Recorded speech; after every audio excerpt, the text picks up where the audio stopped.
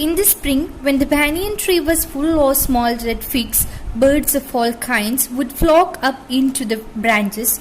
The red-bottomed bulbul, cheerful and greedy, gossiping rosy pastures, and parrots and crows squabbling with each other all the time. During the fig season, the banyan tree was the noisiest place on the road. In this paragraph, we are able to see a description of the banyan tree during spring season, and the author says that the tree will be occupied with different kinds of organisms and different kinds of birds, and their gossiping and chirping sounds can be heard during the spring season. The author also says that during the fig season, the banyan tree was the noisiest place on the road. Halfway up the tree, I had built a small platform on which I would often spend the afternoons when it wasn't too hot. I could read there, propping myself up against the bole of the tree with cushions taken from the drawing room, Treasure Island, Buckleberry Finn, the Mowgli stories, and the novels of Edgar Rice Burroughs and Louisa May Alcott made up my bag of very mixed reading. When I did not feel like reading, I could look down through the banyan leaves at the world below, at grandmother hanging up or taking down the washing, at the cook quarrelling with a fruit vendor, or at grandfather's grumbling at the hardy Indian marigolds, which instead of springing up all over his very English garden. Usually nothing very exciting happened while I was in the banyan tree.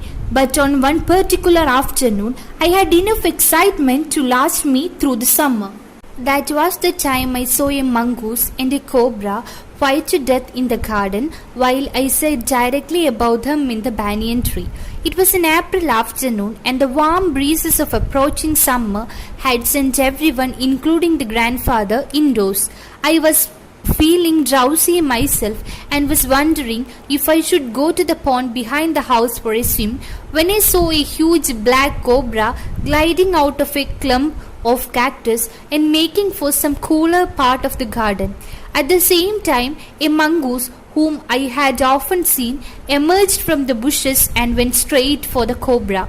In a clearing beneath the tree, in bright sunshine, they came face to face. In this stanza, the boy is saying that he built a platform on the banyan tree for spending his afternoon, and he used it to read different kinds of, including Mowgli and so on, by sitting or laying on the platform that he made in the banyan tree.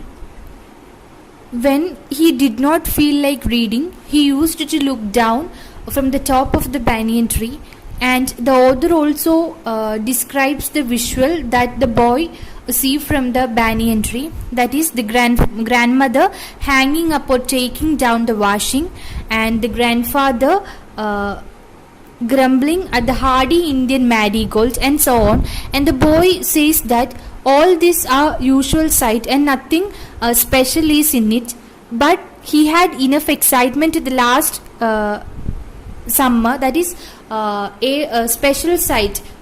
The boy happened to witness a special sight, and in the coming paragraph the boy is explaining the sight which he saw. The scene that the boy is going to explain happened in April, that is summer season. As we all know that it's too hot time, and the character in the scenes which is going to be explained by the boy are a mongoose and a snake. The cobra, feeling too hot, find special place in garden in order to attain some coolness. And here the author mentioned about a plant that is cactus. As we all know that cactus is a plant that grows mostly in desert, and it have the capacity to store the water whenever it get a little bit of water, so it will be somewhat cooler. And here we are able to see that the cobra and the mongoose came face to face, and the next part is going to describe their fight. Cobra knew only too well that the grey mongoose, 3 feet long, was a superb fighter, clever and aggressive, but the cobra was skillful and experienced fighter too. He could move swiftly and strike with the speed of light, and the sacs behind his long, sharp fangs were full of deadly venom. It was to be a battle of champions. Hissing defiance, his forked tongue darting in and out, the cobra raised 3 of his 6 feet off the ground and spread his broad, spectacled hood. The mongoose bushed his tail. The long hair on his spine stood up. In the past, the very thickness of the hair had saved him from the bites that would have been fatal to others. This stanza is going to address the fight between the mongoose and the cobra. Both of them are very powerful. That's why the author used the term battle of champions. Here we are able to see the description of the cobra and as well as the mongoose. The author used the term like superb fighter, clever and aggressive to denote mongoose, and skillful and experienced fighter for addressing or for describing the cobra. And here the author also says that cobra consists of venom. As we all know that snake with venom are very dangerous, and the poison may even cause the death of the enemy or the person who is affected by the bite of the snake. Cobra, as a preparation for the fight, raised 3 of his 6 feet off the ground, and mongoose, as a part of preparation for the fight, bushed his tail. And it's a merit of the mongoose, that is, as a result of doing like this, he can get rid of bites that can even cause death of the enemy from the cobra. Though the combatants were unaware of my presence in the banyan tree, they soon became aware of the arrival of 2 other spectators. One was a myna and the other a jungle crow, not the willy urban crow. They had seen these preparations for battle and had settled on the cactus to watch the outcome. Had they been content on to watch, all would have been well with both of them. The cobra stood on the defensive, soaring slowly from the side to side, trying to mesmerize the mongoose into marking a false move. But the mongoose knew the power of his opponent's glassy, unwilling eyes and refused to meet them.